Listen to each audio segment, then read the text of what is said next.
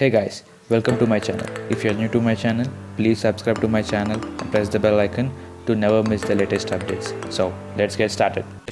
We are going to learn about elastic IP addresses.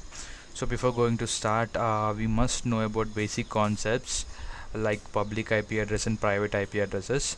So, if you're familiar with an IT industry, if you're working as an IT guy, so you must know what is public and private IP addresses. But this video is for the beginners who are not familiar with the public and private IP address.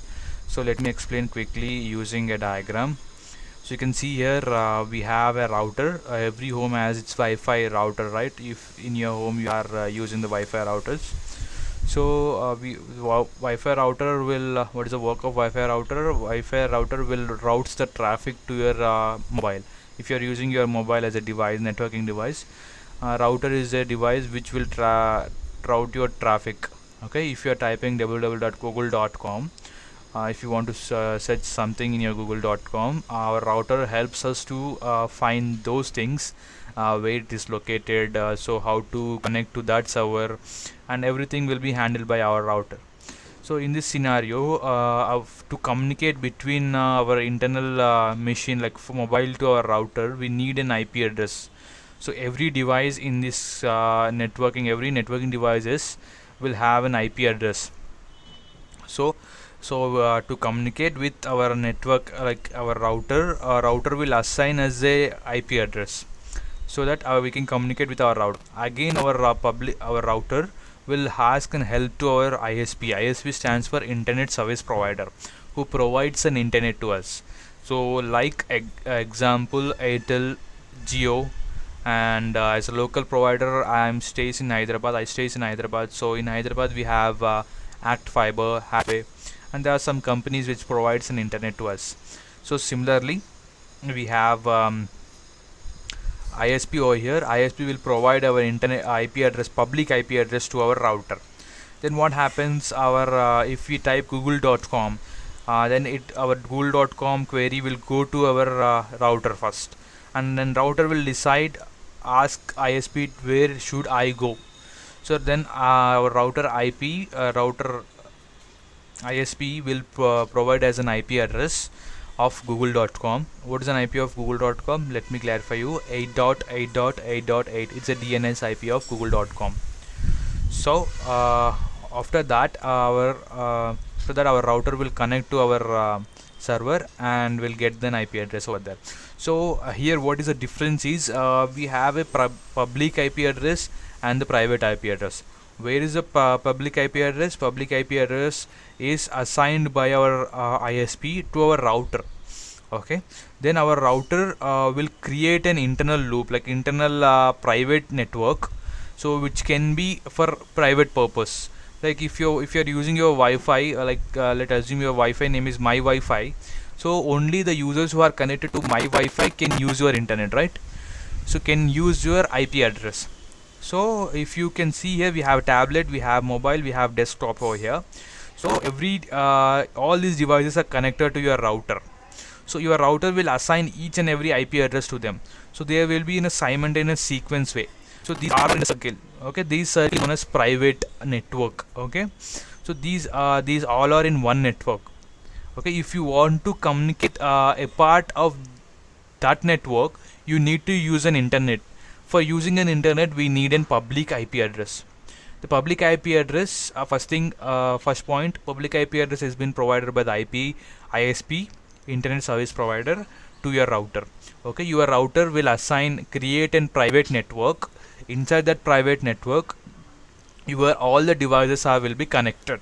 Okay, and second thing, these all private network devices can communicate with each other.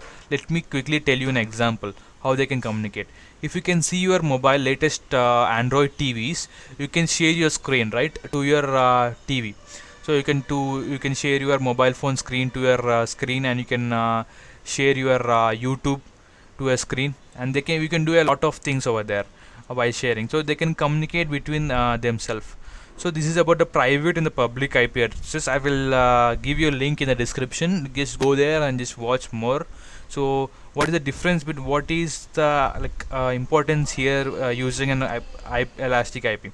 You can see here I have started one instance and it's running with a public IP address, right? We have one public IP address to it and one private IP address to it. Okay, the private IP is 172.31.2.95 and the public IP address is this. So what I want to do is, if I shut down stop my instance, now you can see my public IP will be changed. Okay, so how many times you can change, it may take, if you want to restart, if you want to stop your instance per 2 to 3 times in 6 months, then for 2 to 3 times your public IP address will be changed and you need to change all the configurations over there. So to avoid that scenario, so let me show you elastic IP. So if I clicked on elastic IP under section called network and security in EC2, we have an elastic IP option. So if you allocate an elastic IP address here, you will be asking for, is that an IPv4 address? Yes, I want an IPv4 address. Allocate that. So now you can see here you have an IP address. Now you can see here we have a public IP address. Now let me show you one thing. Let's go and attach this IP address to one of our instances. So we can see we have 4 instances. So once you have clicked on this, select this box, and go to actions, associate IP address, just click on this and you can see we have an instance over here, and click on instance. You can see we have 4 instances stopped. Okay, so we have my first instance. Just click on this instance and let's keep this private IP address default. I'm keeping the first instance, and now let's scroll up.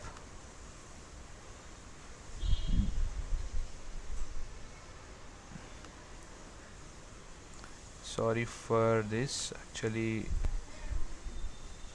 I'm not able to see this box here. Just click on associate. So once you clicked on associate, now this IP address has been associated to your one of your instance. Okay, so my first instance is that name of that instance which we are using. So we can see here, if you scroll it down, my first instance, just click here and you can see here we have our elastic IP address is been associated to our instance. Like it may take how long you may restart or delete instance, the public IP address will be stay remains. So until unless you delete your public elastic IP over there. So how to delete elastic IP? Firstly, you have to release this, disassociate this IP address, and just click on yes. Once you associated this IP address, now you need to release this IP address. If you have to click on release IP addresses. So make sure you will be having 5 elastic IP address assigned by AWS as a free tier. After 5 IP addresses, you need to purchase an IP addresses. So you will be charged accordingly. For that, you need to raise a ticket for AWS. Then AWS will comes back with the amount you want of IP address you want. Okay, as of now, thank you for watching. Let's meet in another video.